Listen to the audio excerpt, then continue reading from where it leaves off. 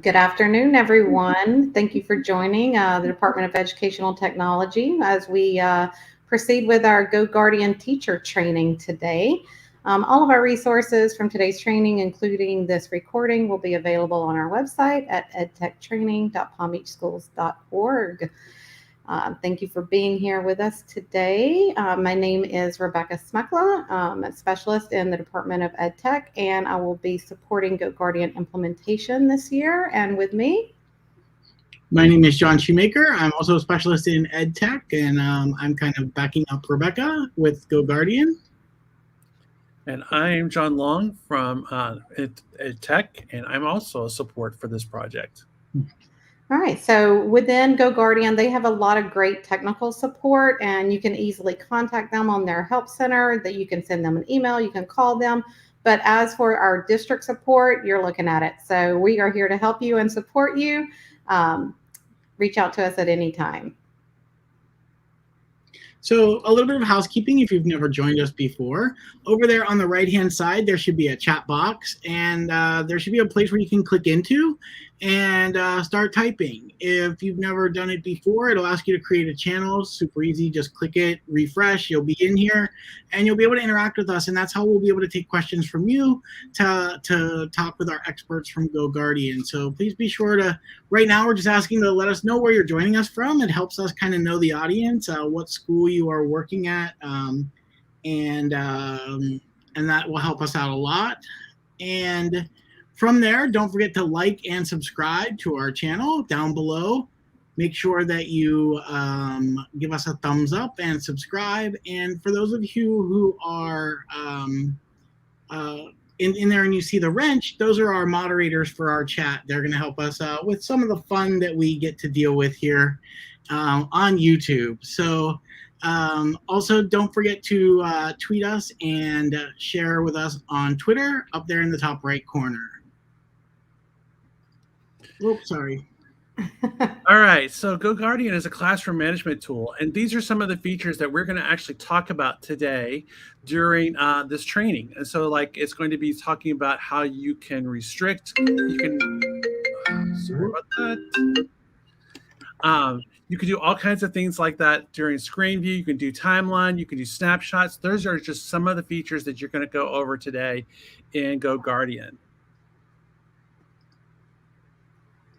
My apologies. Give me one quick second here. Just hitting the save button to slow some things down here. So we're going to be doing a tiered rollout based on what grade level you're at, what school you're at, as we roll out GoGuardian, simply because of just how many devices that we're talking about and how many schools we're talking about and teachers. So right now, literally today, if you're in middle school, you'll be able to log into GoGuardian through the tile in your portal, and it's active for you. Next Monday on the 10th, we're going to then turn on all high schools and alternative schools. And then on the 18th, which is the day after Martin Luther King Day, then we're going to activate all elementary schools and all those kind of, K-8 schools, those kind of weird ones that don't have their own little nice little neat box to fit into. So this is important because if you're trying to get access to it, you're going to get some errors if you're in high school or in elementary school right now. So keep that in mind as we go through. As she's showing you some things, only middle school teachers right now will be able to actually go in and click through with them. And then next week will be high school and elementary school. Also, we do have a course in ELM that is open right now. So you can go into ELM and sign up for the GoGuardian Teacher. That's what it's called. And at the end of it, you can earn 10 points. There are just 2 modules and the survey. And this will give you access to, some of the basics that you're going to review today. But it will also give you some in-service points if you need them. And Rebecca, remind me, there is a quiz with that as well, right? There's a course they'll go through with GoGuardian, right? There is. They're going to go through their course, and there is a certification exam at the end of the course. It's only 14 questions, and you can earn a badge to put in your signature line as well. Perfect. And then you'll be able to get access to those 10 points that will award you, probably it'll close around May, I'm guessing, April or May, when our normal spring courses close. So perfect. Awesome. And like John mentioned, the way you're going to get to GoGuardian is a little bit unique because we do have our own School District of Palm Beach County employee portal. So it's not going to be shown in the GoGuardian documentation, but for your knowledge, you will go to the portal, search for GoGuardian, click the tile, and then that is going to have all of your classes that are in SIS already rostered through Clever there. So all you have to do is accept those, and Mary Alice is going to take you through what that process looks like. But just so you know, it's already done for you. If you have some outlying classes that aren't in SIS, you can also log in using your Google Classrooms or create your own classes, but she's going to show you how to do all that.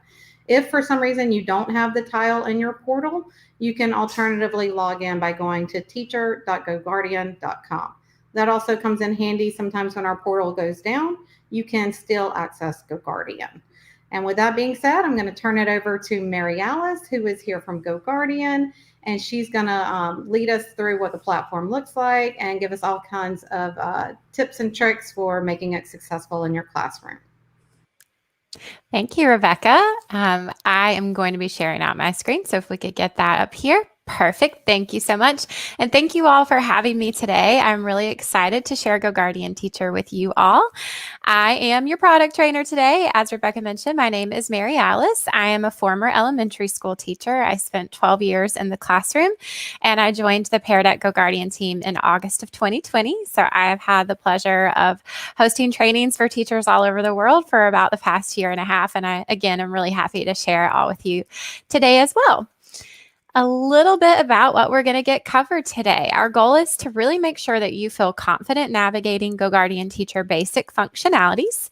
As I share those features with you, I am going to give you lots of practical use cases, different ways and scenarios that you might want to use those in your classroom. So on our agenda today, we are going to start at the beginning, of course, with how to get set up and get up and running within GoGuardian Teacher. As Rebecca mentioned, you do have the option to do your Clever sync, so we'll be walking through that, and then those other ways with Google Classroom or creating anything manually. We'll also be looking at commands. Commands are direct actions that you can take on your side of things that will take effect on your student side of things, which comes in really handy. We have lots of data that saves and stores as well, so we will be looking at our student reporting. And then before we leave today, we will touch base on our filtering systems that you can put in place. I think you're really going to like those because they will allow you to set up rules to allow or block certain websites during your classroom time. And to wrap things up before we leave, we'll make sure we answer any questions that you might have remaining. A little bit about GoGuardian. We are on a mission to unlock the potential of technology while helping to block harmful and distracting content. The goal of GoGuardian is to help you gain insight into how your students are using their technology and their devices. So now you'll be able to easily see where they are going during your class time and what you can do to help your students use their technology in an appropriate manner. We are able to do those things through the use of two extensions. Now, on my slide today, those extensions appear in the bottom left-hand corner, but on your students' devices, those extensions will appear in the upper right-hand corner where all extensions live. And the great news is you, as a classroom teacher, don't have to do anything extra to get those up and running. Your fabulous ed tech team is going to help take care of all of that. So all you have to do to have it up and running in your classroom is have your students log into their device with their school issued email. It is that simple, and then it will be up and running in the background. For US teachers, GoGuardian Teacher is web-based, so it's going to work on any device that you are using as long as you have the internet on that device. With GoGuardian Teacher, you are going to have more time to teach because you're going to spend much less time managing. So with all of that great insight that you are going to gain, that really is to ensure that you do have time to teach. I know that's your number one priority in the classroom. I know it is, but sometimes it doesn't feel like it, right? Because lots of other things get in the way. So now you are going to have more time to do that because you're going to spend a lot less time managing devices. So now you'll be able to easily see where your students are going. If they're off task, you can help get them back on task and gain back that lost instructional time. Now, we are getting ready to head into a live demo environment, which is really exciting. But before we get there, I want to front load a little bit of vocabulary for you. These two terms I'm going to use a lot today, and you're getting ready to go see them. So it's a good idea to kind of have a better understanding of what they are. The first one is our classrooms. Classrooms are the groups of students that you can monitor at any given time. And these are going to mimic your existing classroom roles, your periods, your blocks, your rosters, your groups of students. As mentioned before, there are ways to get those classrooms up and running really seamlessly. And just so you know, if you are familiar with what Google Classroom looks like and feels like with each classroom having a different tile, that's going to be the same way that your classrooms appear within GoGuardian Teacher. Now, we also have sessions, and sessions are the set amount of time that you will actively be monitoring your students. So your classrooms are your groups of students themselves. Your sessions are the times that you'll be actively monitoring their devices. All right, heading into that live demo environment, but before we get there, I have to preface a few things. All of the students I'm getting ready to share out with you today are not real. They are actually computers that sit out in California. So they are meant and trained to go to lots of spaces and lots of places. Sometimes those things are inappropriate, sometimes they're harmful, and sometimes they're just not going to follow directions for me. But that's all intentional. It's because I have a lot to show you when we get in there. It's also really important for you to know that they are not real because we too take student privacy at a very high priority at GoGuardian. And so I am not sharing out anything today that is not okay to share out. I'm going to walk through the steps of how to get logged in. I know that some of you already have accesses to do that. So if you'd like to follow along with me, feel free to do that. If you don't have access yet, remember this is being recorded and it's pretty simple to follow. So you should be all set when you do have access. So I am heading over to GoGuardian Teacher. As mentioned before by Rebecca, to get here, I just went to teacher.goguardian.com. and got logged in, and you all will be logging in through your special little portal with your clever stuff. But if you ever don't have that little portal, you can go to teacher.goguardian.com and just log in with your clever account. Now, my classrooms are already up and running, but the first time that you log in, it's going to be blank here. And a very important part of my job today is to make sure you know how to get your classrooms up and running. So the first place that you are going to look when you log in for the first time is going to be in this upper left-hand corner. So here where it says classrooms, I have a column beneath this. So your Clever Sync classrooms, those are going to be waiting in your pending tab. They are already there sitting, waiting for you to collect. So you would just click your pending tab, accept all the classrooms you need over here, and then those classrooms are going to shift to your active tab. Very, very simple. On the other side of your screen, we have an Import Google Classroom button.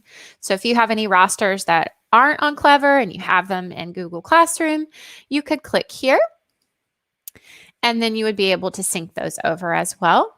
And so they should be listed out automatically. If for some reason they are not, then all you have to do is click right above to reconnect, resync everything. Then you should see them. You can select them all or just the ones you need to pull over, and then click the blue Import Classroom button. Now, Clever Sync is in our pending tab on the left-hand side. Of course, Google Classroom button is on the right-hand side. And right next to that, we have a green Add Classroom button.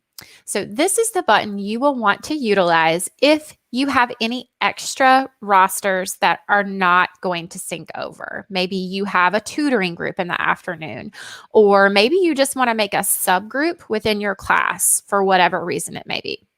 So you could click this button and you would be able to set up a manual classroom. So it's really easy. You would just name the classroom. So let's just do an ELA block today. And we'll select a subject area. And then I can also add a description.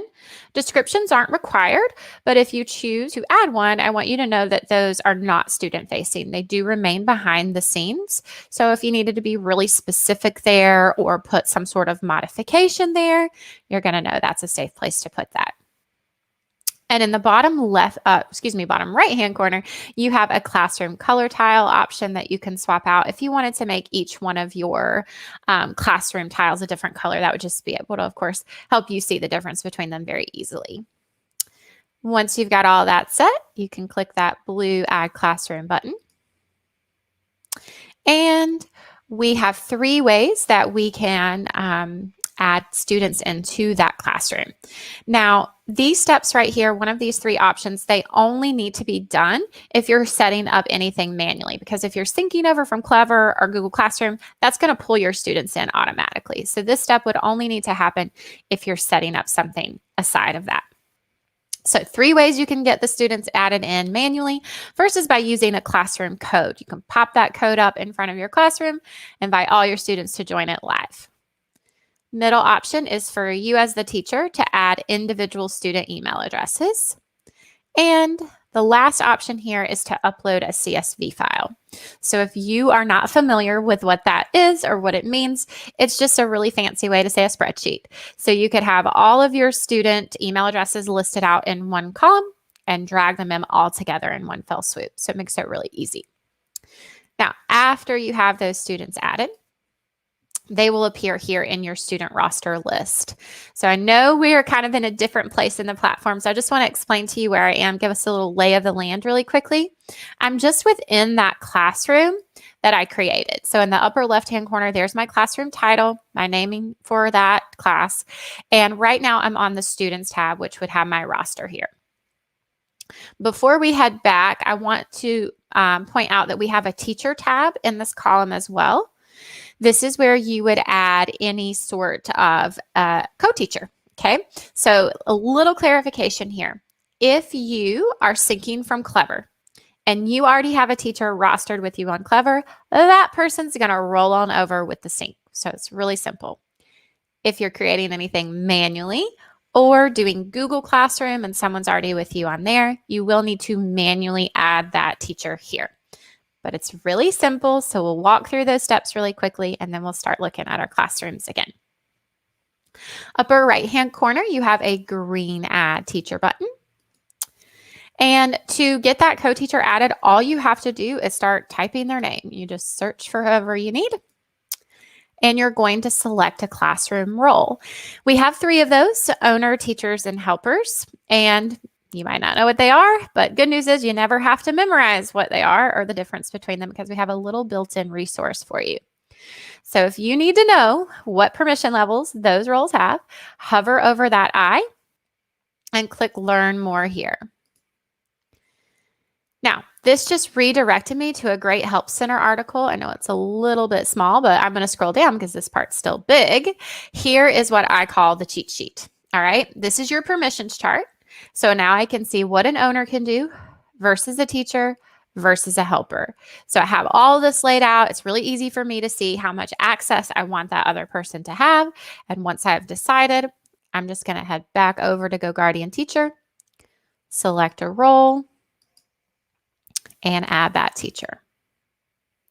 And then you'll see, of course, that teacher is now listed out in my Teacher tab. If I needed to add anyone else, I could really easily do that by just doing the same steps as before, repeating those. And just so you know, there's no limit to the number that you can add here. Add as many as you need or like. Just remember, sometimes there can be too many cooks in the kitchen. So you just keep that in mind. So now what we're going to do is we're going to go back to our main classroom page. So this left-hand navy navigation bar over here makes it really easy to get around the platform. So to get back to my main page, all I have to do is click Classrooms. Now, we are going to pretend, hypothetically, that you've had time to do all those things, right? Maybe you synced from Clever in our pending tab. Maybe you synced some from Google Classroom, perhaps even added some classrooms manually. That means your classrooms are going to be up and running and you're going to be ready to use them. So each classroom has a different tile. And we are now going to be ready to start a session. So sessions are the times that you'll be actively monitoring student devices. And on your classroom tile, those times will appear in the bottom left-hand corner. It will always default to 45 minutes, but that's not what you're stuck with. If you need something different, just click the drop-down menu. You'll see a range here from 30 minutes all the way to 90. But I also like to point out we have a custom end time option. So, for example, if you are an elementary school teacher and you only have one group of students all day, you don't block, you don't roster, what you get is what you get all day long, then you might want to use the custom end time. That would allow you to start your classroom session at the beginning of the day, and then you could run it until your lunchtime, which might be 12:30. And you could repeat that same process for your afternoon, start your class, and have it end at your dismissal time. So that may come in handy for some of you, but for today, I'm going to put us back at 45 minutes, and we're going to go ahead and start our classroom. So my session is going to get up and running. My students are going to get up and running and make them a little bit bigger for you all. And we're going to give them just a moment to get situated here. And as they are getting up online, we are going to talk about our chat functionality. You may have noticed on that initial screen that I was on with the classrooms, there was a chat that I could toggle off or on. You do have the option, of course, to do that before you start your session. However, if you need to turn it on later, you also have the ability to do that. So if you want to turn it on after your lesson has started, that would give you a little bit more time to get situated in the lesson and to get all of your students up and running. And so that feature is going to be in the upper right-hand corner where it says chat. We're just going to shift it from off to on. All right, and so now each one of my students has a chat flag. I'm going to do something really quickly, though, that I don't normally do during a training. I need to sort my students differently because I do have some of my computers that are offline, as you can see. So I'm going to point out the sort by feature. Right now, it's by first name, which is great, but I need it to sort by which of my computers are actually online so you all have enough data and things to look at. So thanks for bearing with me for 1 second. Let's talk about that chat again. So your chat, we toggled it on, and each student now has a chat flag, as you can see. So if I got to that point in my lesson where students are supposed to be starting their independent assignment, right? And I happen to look out and I notice that Gabby hasn't done that yet. I could click on her chat flag, and now I have the ability to send Gabby a direct message. So maybe I'm going to say, hey there, Gabby, do you need any help getting where you should be today? And send that message. So when that message is delivered to a student, it's going to look something like this. Here's Justin down here. So we can see that extra window has popped up where the message has been delivered. All the student has to do is click into that. And then I've opened up a direct line of communication with that student. For you and your peace of mind, our chat functionality only works from teacher to student and student to teacher. So you are not going to have to worry about your students having any side conversations through our platform anyway, if you do have that turned on. Now, one other place I want to point out that the chat functionality lives, and that's going to be our bottom right-hand corner. So down here, there is a chat widget. This is going to ping. It'll send you a little notification if anyone has sent you a message that you need to respond to. So you can click on that. It's going to pull up a full sidebar over here with your full roster. Right now, all of my students have a green dot. That means I don't have any messages waiting. So if someone has sent me a message, then I will know that because that dot is going to change to a yellowish orange color. From there, I can click in. Again, I can type whatever I need to, and I have that direct line of communication. One other thing I want to note that lives in this sidebar is a really neat functionality. If you look in the upper right-hand corner here, I have a little tiny megaphone, and that is going to allow me to send an announcement to my class. Announcements work a little bit differently than regular chat, and they're really neat. So chat's going to pop up in a separate window, and students can choose to respond to that message or not, right? With an announcement, that message is going to pop up in the middle of the student's device. Everything else they're doing on the internet is going to be stopped. It's going to be paused, until they acknowledge that message. So if you want to deliver something loud and clear, this is how you do it. And when you're sending an announcement like this, it's going to go to everybody, no matter where they're at. So if you have some working in the library or maybe the hallway, or let's say you have someone at home on quarantine, you can send the same message to everyone. Like, we only have 5 minutes left, everybody. We need to go ahead and start packing up for the day. So you would just click that send announcement green button. Same message is going to be delivered to everyone in the middle of their screen. All browsing will be paused until that message has been acknowledged. So you do have a couple of neat ways that you can communicate within GoGuardian Teacher should you need to. And now we're going to start looking at our student tiles, okay? This view that we're looking at is called our screens view. Obviously, it's called the screens view because you can see everyone's screen. Each student has their own tile with their name at the top. The largest window that you are able to see is going to be the current tab that the student is working from. And then if you notice any other, okay, so this is happening. Don't freak out. This is not an issue. I'm just going to tell you because you're probably like, what just happened? This means that another product trainer is in here, or someone is. They've already stopped it. It might happen again, but they are playing around with scenes, which we're going to talk about later. So just ignore the yellow banner, ignore the yellow dots. We'll get to that in a little bit. So back to what I was saying, these icons at the bottom, they represent additional tabs that would be open on the student's device. So some of those icons are always really easily recognizable. We all know what Gmail looks like, or Google, or YouTube, but sometimes you're going to look down there and you might not know what that is. I'm going to zoom in just a little bit more here. So hopefully y'all can see a little bit better there. So if I wasn't sure what this symbol was, I could hover over it, scroll down, and now I'm able to see the title. I can see the website, and I can also close that tab if I need to. So I see that's quizzes. We're done with quizzes. We did that together, but we've moved on. So I'm going to go ahead and close that out for Afshin. And now I have removed that distraction or that clutter. And I can do that to any one of these items down here that I need to. Now, that's pretty neat, but if you click into a student, let's go into Bianca here. I'm also able to see a full list of those tabs that are open. And from here, I can close any of those out as well if I need to. So that does help remove distractions. It helps keep your students organized as needed. So that action that I'm doing, that I've been doing, closing that tab, that is what we call a command. What I can do on my side of GoGuardian Teacher that takes effect on the student's device. It's just one command that we have. We have several more.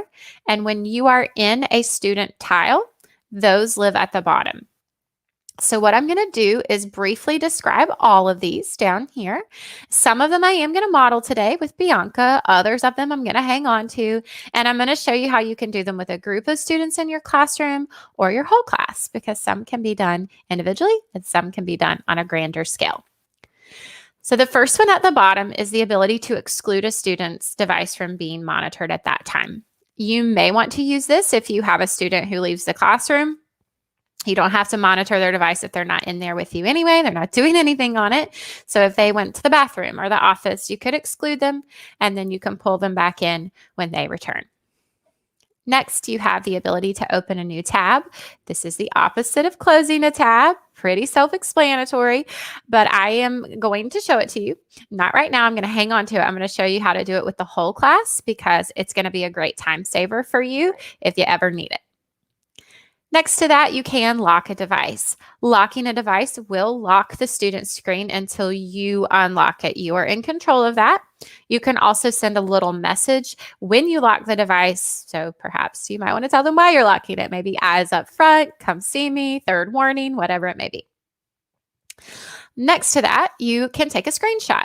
So yes, that's going to take a picture, but let's think about some ways that we can utilize those screenshots. There's a spectrum here. It could be that end where you're really proud of a student and you want to celebrate the success that they have gotten. Take a picture, right? Could be the other end of that spectrum where you have a student who has kind of clicked down a rabbit hole, and that has led to a not so great place. You can take a picture for documentation purposes. Those screenshots do save and store, and I'll definitely show you how you can access those before we leave today.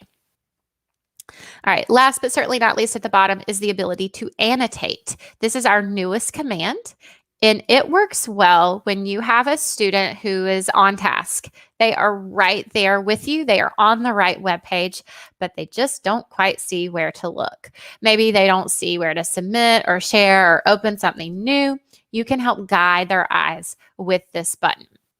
So right now, we'll take a look at the top. I have a green hollow pointer. All I have to do is click where I want the student to be able to have their eyes guided to, and then that pointer will be filled in on their device. So maybe I just need for Bianca to close out this box, whatever it is, okay, or continue as Bianca. Now that green isn't showing up super well. You might not even be able to see it well. So if I can come down here, I can change that pointer color out so it's making more of a differentiation in color. I could see things better. So let's try yellow here. Yep, I can see that a little better. So I'm going to click. It's now going to fill in for about 10 seconds on Bianca's device. So hopefully that is enough time for her to guide her eyes to be successful. But if not, I can just click again. I can do multiple steps and multiple colors, whatever I need to do to help the student be successful on their side of things. So you've got several great options of commands and ways to support students. Let's back out of Bianca now, and let's start to look at how to give commands to a group of students in your class. Let's say you have some students who have finished up their independent assignment. You noticed a misconception on it and you want to clear that up before the next day. You can now give a command to a group to come see you. So if I needed to do that, I can just click the little checkbox in front of the student's name. And now my command options show up at the bottom in this blue foot bar. So I'm going to say that those 3 girls, I need to meet with them for a moment. Just make sure we're on the right page, headed into tomorrow. So I'm going to lock their device. Not because they are in trouble, they haven't done anything wrong, but I want them to come see me because I want to clear that up. So now I have a way to discreetly send a message. I'm not calling them out across the room. No one knows why they're coming to see me. We quietly have conversations. I help them, steer them along to be more successful the next day.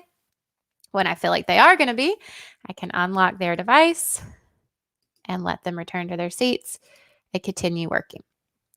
So you have that ability to send a command to a group of students by clicking that checkbox in front of their name. Now, that comes in handy for a group, but it would take you a long time to do that for your whole class. Not very efficient. So I'm going to show you a better way if you need your whole class. Maybe you need to lock everyone's screen and just redirect everyone. Like, I need all eyes up front. We need to refocus, yada, yada, yada, or something different. So if you need to do that and you need to select everyone, you'll look right above your first student. And there's going to be a little checkbox. That is your magic checkbox because when you click it, it will pull in everyone. So now everyone on my roster has been selected. If you need that button one more time, I'm going to show you where it was. Right above the first student, there's a little checkbox. My blue foot bar popped up again at the bottom. So I have these options. I could lock everybody's and redirect, but this time I'm going to show you how to open a new tab for your whole class. This is a great time saver. Think about any time. I'm sure it's probably happened to you more than once. It happened to me more than once when I was in the classroom, where you're teaching right away, right along, and you need your students to get to a different web page. Maybe it's a teachable moment and you don't have it saved everywhere. You didn't anticipate you were going to need it. You got to weigh your options here. Do you get all your students there? It takes a long time, right? And a lot of times students type things wrong and then they get an error message and then you're waiting and then it's a huge waste of instructional time.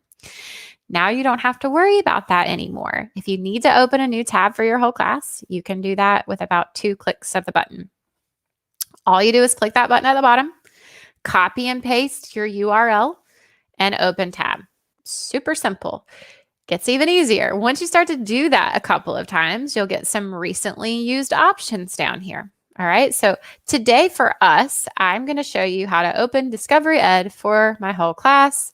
I'm going to open tab, and voila, they're all going to be redirected. Pretty nifty, right? It's going to be a huge time saver, and it's going to take away that pain point of just waiting. Now I can get a lot more covered. It took me about 2 seconds and about 2 clicks of the button. And this view, as a reminder that we've been looking at, is the screens view. And screens view is going to come in very handy for your synchronous learning times when everybody should basically be on the same page, such as Discovery Education. And then if anyone strays away, like Afshin or Jacqueline or Neil over here, I can give a command, get them back on task really quickly and really easily. Screens view is what we're looking at now. Good for synchronous learning. It is not the only view that we have, though. Currently, the Screens tab is where I'm at. And next door to that is my Timeline tab up here in this upper left-hand corner. Timeline view is going to come in really handy for any time you can't be right at your computer screen. So let's go there and let's talk about it. Timeline view is also going to function well for asynchronous working times. Maybe times where you need to be in the back of the classroom with a group of students working on an intervention and everyone else is working independently at their seat, or if you need to walk around and support your students. You are going to have the flexibility to be able to do that with your timeline view. Timeline view to the far right has a now column. That is the exact tab currently your student is working on right now. Across the top, you have these times, and eventually you'll make it to a back arrow. You can click on that and it will toggle you all the way back to the beginning of that session. So it is keeping a record of where your students are, even if you're not right at your computer screen watching it as it comes in. And this is where I do like to pause and reiterate the goal of GoGuardian Teacher for you. It is not to have you stuck behind your computer screen, being the internet police, catching everything all day long. The goal is to really give you a tool for you to use it when you need it and to give you that peace of mind to know that you can support your students in the ways that you always have and have this to go back and look at if you need to do any sort of investigating or were students using their time wisely. So you've got this great aggregate of what was going on during your class time. If you have, let's say Jacqueline tells you, oh, Miss Fouts, I just don't know why I didn't get all my center work done today. I can go back and look. Well, Jacqueline, maybe that's because you were on YouTube and abca.com during center time instead of doing your work. You now have the ability to see that. Maybe Jacqueline told me the same thing last week. Maybe I remember it's happening quite often. If I'm starting to notice trends like that, I'm going to want a little bit more data than just one session. So timeline view does save and store. You can look at it even after your session ends, but it is just going to be for one session. So if you need a little bit more than that, a few more data points, that's where we're going to pull in our individual student reporting. So in my left-hand column over here, down at the bottom, I have a student report icon, and that's going to allow me to get more data on a student. So I would just select the classroom, the student I'm looking for, and a date range. So it will default to the day of. You can click the calendar and set custom date ranges, maybe for just December because we were gone for the holidays, or I have quick options at the bottom, like the last 2 weeks, the last month. Now I am going to click view report because you'll have to do that too to get it to load, but sometimes it does take it a little bit to get all that data pulled in. So what I've done for us today, I just have an extra tab open with the report ready to go so that we're not having any wasted time. So this is a report for Jeff in my classroom. Now, what I love about our reports is it does give you lots of data to look at and to consider. So at the top, we've got our top 5s, top 5 websites, top 5 docs, top 5 Google searches. Scrolling down a bit, I have an intervention box. Now, this box is keeping a record of every time you are using some of those commands, every time you're having to intervene to support that student. So if you lock the screen, open a tab, or close a tab for that student, it's keeping account for you. It is also going to be showing you the number of blocked website attempts. So this is great information to have. Sometimes these numbers will be very low, like Jeff's case, and this is a little disproportionately high, right? 35 blocked website attempts, but I'm not intervening a lot. So that tells me Jeff's not using his time very wisely. Maybe I need to keep a little closer eye on him. Vice versa could happen there as well. Now, these blocked website attempts were just attempts. They were not successful. So let's scroll to the bottom where we have our detailed browsing history. And here I have a timestamp. I can see the page title as well as the URL. Now, want to point this out. If the website was blocked in the page title, it will say blocked or restricted like this one here. And your URL will also say blocked in it. It should not be blocked from your device because you do not have the extensions on your device. So if you need to click into that and see what was going on to have a better understanding, you should be able to do that. In this middle section, you do have where your screenshots will save and store. So if I had taken any during that time period that I selected, they would appear here linearly, and I could toggle through those and be able to see all of them. One last thing about our reports, at the top, you are able to email those out. That comes in really handy if you need to email that snapshot of time to yourself or to a colleague, an intervention teacher, your administrator. Also, if you need to email it and use it during a parent-teacher conference to support what you've been seeing in the classroom. It's a great way to do that. And one more thing about when you email it, the report still looks beautiful like this, okay? Easy to read. It's not going to shift into some weird spreadsheet. It's going to be really legible, easy to read, easy to follow, easy to share, okay? All right, so I know that's been a lot so far. That's basically how you would get started within your classrooms, get them up and running and starting your sessions and giving commands as you feel necessary. We're going to shift gears now into our scenes. Now, scenes is a feature that you might want to grow into. You might not be ready for it right away, or after you see it, you might say, yes, I want to use these right away because they really can support what you're doing in the classroom.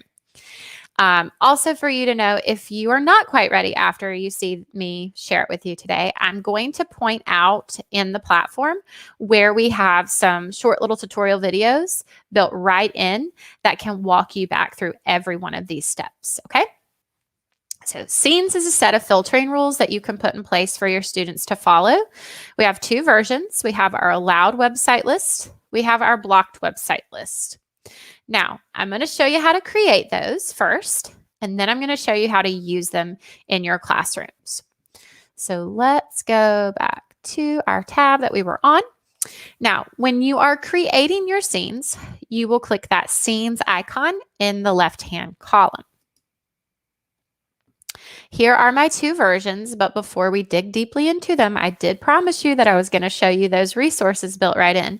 Those tutorials live in the upper right-hand corner every step of the way of building your scene, so they can walk you right back through everything I'm going to show you today if you need that at a later date. We are going to start with the allowed website list side of things.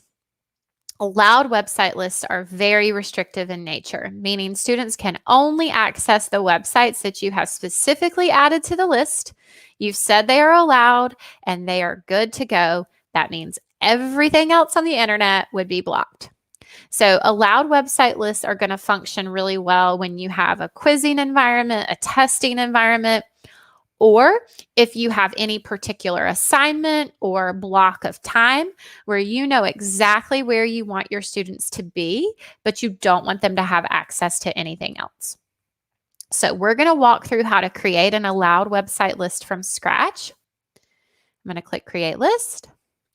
I'm going to name my list. That's the only part that's required right here in step one. So today I'm going to make us a testing example. And descriptions are optional, but I'll go ahead and add one. Maybe this is going to be my Q3 benchmark. I can also swap out the color tile if I need to. Upper right-hand corner, there is that tutorial for this step if needed. And when I'm done, I'm going to click Next. Now I'm going to build my list. Super easy to build lists. The only thing that you want to keep in mind and be very intentional about when you're building your allowed website list, you really want to think through, what are my students going to be doing during this time? What are my students going to need access to? Because you need to add it so they have access to it. So I'm going to think through my testing time. My students are going to take their test on Achieve 3000. So I'm just going to come here to the search bar and type it's the Achieve 3000 and search. So it is pulling in options for me. All I have to do is click add for the ones I want to use. And they're forming my list to the right-hand side. Good to go. Got my testing link options. All right. What else do I need to think about? Well, how are they going to get to the test? Do they need to go anywhere to click before they click into the test? Are they going to have a single sign-on? Mine are. Mine are going to get to their Achieve 3000 button through Clever Portal. So I would want to add Clever Portal, or maybe you have the test linked in your Google Classroom. You'll want to make sure that you add those things as well. So let me search for Clever here. Going to add that. Good to go. Building again to my right-hand side. So now I've got my single sign-on. I've got my test. What else do I need? So I don't know about you, but I always like my students to do a little warming up before we hop right into a test. So to get their gears turning, I could do Kahoot or quizzes or Quizlet, those things. But my first love has always been Pear Deck. So I'm going to choose Pear Deck to warm up. I could search for that just the same way I did everything else because that was easy. Search, right? But next to that blue button, I have a green quick list option that I want to point out to you. This button has a collection of lists already in it. Websites already grouped together for you. So these can be formed by your district. Some of them are already going to be formed on there by GoGuardian. So within here, I do want to point out we have a G Suite. So if you need Google Classroom and all those other components, they're already clustered together for you. And then down at the bottom, I have a Pear Deck option. The number next to that is going to tell me how many websites are in that group. And if I click the drop-down menu, it's going to show me what those are. So here are my Pear Deck options. I'm going to select those by clicking the checkbox. And over to the right now, I have the Auto Open option. Auto Open works very similar to opening a new tab for your whole class. So just like you could open a new tab for everyone, when you start a scene, it can push a website to everyone at the same time. And so you're not having that transition time. Everyone's landing exactly where they need to start, which can come in very handy. So if we are definitely starting with Pear Deck, I'm going to have joinpd.com auto open for me. And now I'm going to add to scene at the bottom. So I've got my list formed here. It's looking great. It's looking good. Just want to point out, you also have a tab limit option for students. Now, for an allowed website list, I am not always super concerned about how many websites that they have open. I don't really feel the need to limit them because they can only have these handful open at any time. So I am going to leave it at no limit here. Back at the top, I've also got that tutorial video if needed. And when I'm done, I'm going to click Save. Now my testing list, I will see that scene ready to go under the side that I created it underneath. All right, let's switch over. Blocked website list. These are much less restrictive in nature. They're still going to restrict, but they are not going to be as restrictive. They are more like your guardrails for web browsing. So this time, students can go anywhere that they need to on the internet, except for the websites you specifically added to the list and said are not okay. They are not going to have access to those. As you can imagine, some popular things to add to block website lists are going to be social media and gaming sites. They're going to work well for your everyday asynchronous learning, your group projects, your partner work, your research projects. Anytime you really need to have students lots of different places, but want to make sure that harmful and distracting content is not creeping into instructional time. I'm not going to create one of these from scratch. I could, but it's just the same steps. I am going to show you one of the lists though. So let's click into one that I have. Here I've got my search bar. That's how I made my list, and with my quick list options. And here is my list. Okay, it's formed over here. I have 25 blocked websites on it. You will notice social media and gaming. You're also probably wondering why abcu.com is on there or coolmathgames.com. Those are designed for kids, right? But I have already noticed during my instructional time that my students have been straying away to play hangman at abcu.com or decorate a jack-o'-lantern, whatever it may be. It's not appropriate when you're supposed to be doing your research project. So if you've seen some of those things trickle into your classroom too, then you can feel free to add them to the list as well. Remember, you also have a tab limit option at the bottom for students. And you might want to set that up on this side of things because they will have more access. So if you know that your students are happy clickers and they like to have 25 and 30 tabs open, this would be the way that you can prevent that from happening. You do have a maximum that you could allow up to 9. For my students, 7 is going to be more than enough to manage. Everything looks good. So I'm going to go to the top and click Save. All right, so I've got my lists are formed, right? Everything's set there. I'm going to be ready to use them. So I'm going to go back to my classrooms icon. I do still have my original classroom up and running, but I just want to test with a few students. So I'm going to start my small group reading. You can have more than one group of students, more than one classroom up and running at the same time. Notice at the top now, this bar has both of my classrooms that are running concurrently. So if I needed to quickly switch back over to the full roster, I can click there and I can still keep an eye on everything. Now, my students, let's get them shifted here again to the ones online, and they are in regular browsing. No scenes right now. So let's turn on a scene. Upper right-hand corner underneath that red in session button, there is a section that says no scene applied. If we click on that, we can change that. So this is where my lists are going to show. And let's start them in a testing environment. You may remember I want them to start on Pear Deck so we can warm up. So they're all going to get pushed there. Becca and Bianca have played nice. Jacqueline and Tyler did not. They were pushed to Pear Deck, but they immediately strayed away. So that's why you see that sign. But that's a good talking point. Okay. So if my students had extra things open that were not on my list, those things are blocked, right? So they are not going to have access to those because they weren't on the list. Clicking into Bianca. Let's say that it is testing time, but I forgot my students were going to need Google Docs to take notes on to show their work or something of that nature. If I leave something off my list by accident, I know it's going to happen because we have way too much on our minds. If it happens, do not worry. You can make adjustments on the fly. You can make adjustments when you're in that classroom session. So if they're telling me I can't get to Google Docs or this is blocked, I need it, I can click into that student and I can unblock for the class and update my scene. And so now all my students will have access to what they need. I didn't have to go all the way back to scenes, add it, save it, and refresh. I'm making that adjustment on the fly, super easy. And that website will then be stored there for future use. I don't have to remember to even go back and do it later. It's going to be there going forward. So our allowed website list is our testing scene. Let's say all of my students are done testing. I want to take off that really restrictive environment, right? We need to open up the reins a little bit.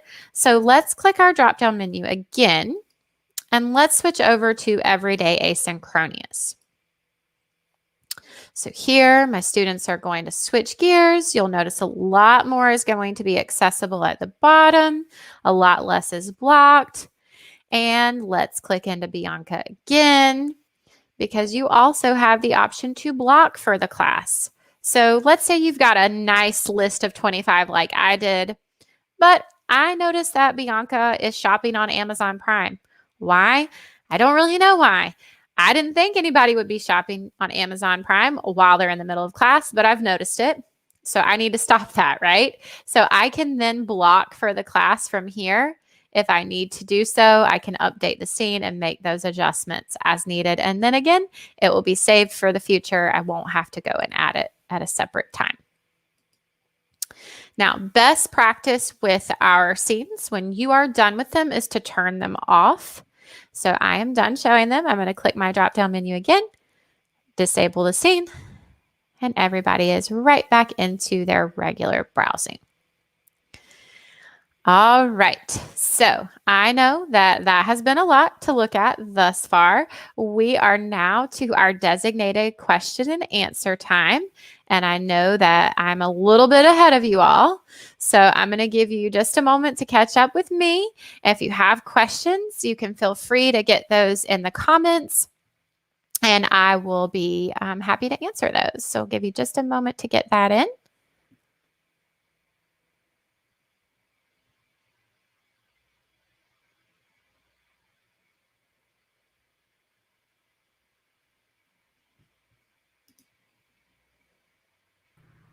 All right. Thank you so much, Mary Alice. It doesn't look like we have any questions right now, which is great. That means you did a wonderful job and everybody's feeling really good about using GoGuardian. We will get back to you if we hear of any other questions, but I think I don't see any from the group. So I think we can probably go ahead and close out. All right. Just want to thank you so much again, Mary Alice, for being here with us today. That was what we already talked about. But thank you again. We'll hope to see you around again soon. Have a great afternoon, Mary Alice. Thank you. Thank you for having me.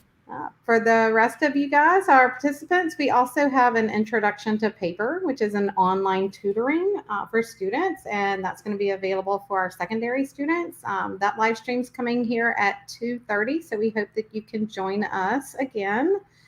On behalf of everyone on the EdTech training team, we thank you so much for being here. Please reach out to me or John Long or John Shoemaker if you have additional questions regarding GoGuardian. We're here to support you. This recording and all of our resources will be available on the edtechtraining.palmbeachschools.org website following the upload to YouTube. So have a great afternoon. Thanks.